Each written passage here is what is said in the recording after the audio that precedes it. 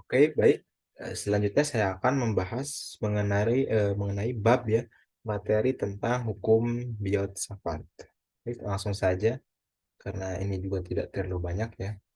Baik, kita mulai dari pengertian hukum filsafat itu sendiri. Jadi hukum filsafat itu sebetulnya adalah hukum yang digunakan untuk menghitung medan magnet yang sangat kecil yang diperoleh pada titik yang dilokalisasi tentunya oleh vektor. Nah, secara sederhana, hukum ini menyatakan hubungan antara arus listrik yang mengalir pada suatu lintasan dengan medan magnet yang muncul di sekitar lintasan tersebut. Nah, Biot Savart dalam eksperimennya begitu menyatakan bahwa besarnya kuat medan magnet di suatu titik yang dipengaruhi oleh kawat menghantar dan dialiri arus listrik adalah sebagai berikut. Nah, yang pertama adalah berbanding lurus dengan kuat arus listrik, kemudian berbanding lurus dengan panjang kawat, kemudian yang ketiga berbanding lurus dengan kuadrat jarak antara titik ke kawat penghantar, dan yang terakhir adalah berbanding lurus dengan sinus sudut apit antara arah arus dengan garis hubung antara titik ke kawat penghantar. Nah, keempatnya ini juga dapat disebut atau dapat apa ya, dikatakan sebagai karakteristik begitu induksi magnetik yang dapat kemudian diterjemahkan oleh Biot Savart itu sendiri. Oke, baik. Dan Biot Savart ini tentu memiliki banyak mode ya turunan dari si rumusnya. Nah, kita lihat di sini ada sebuah ilustrasi atau grafik ya atau gambar di mana Biot Savart tentunya menunjukkan secara matematis begitu ya hubungan antara kuat arus listrik, kemudian titik pengamatan, di mana di sini adalah P begitu ya, titik pengamatan, kemudian arah, mohon maaf, dan kemudian adalah kuat medan magnet, mohon maaf, itu ya, yang kemudian dapat kita lihat di gambar seperti ini. Nah, dia gambar di atas juga merupakan ilustrasi begitu ya, daripada kuat arus listrik yang mengalir pada suatu penghantar, yang mana P ini adalah diposisikan sebagai titik pengamatan.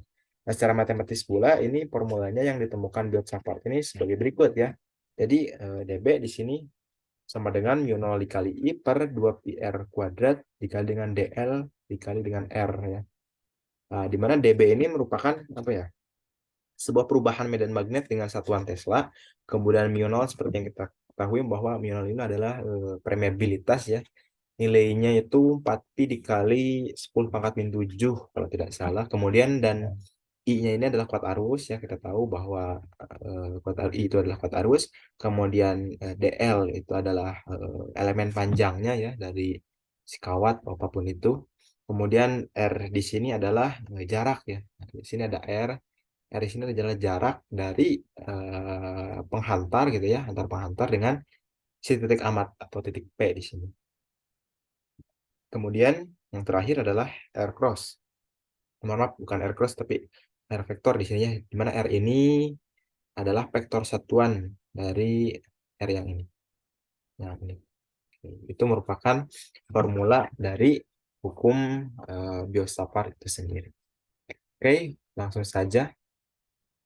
Nah, di sini ada contoh soal, yakni sebuah kumparan melingkar dengan jari-jari 5 dikali 10 pangkat min 2 meter dan dengan 40 litan dialiri arus sebesar 0,25 ampere.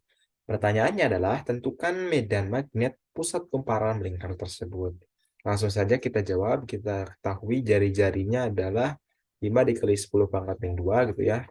Kemudian banyak lilitan atau jumlah lilitan kumparan itu adalah sebanyak 40 lilitan dan I-nya atau arusnya di sini adalah 0,25. Langsung dimasukkan ke rumus saja ya, ini medan magnet.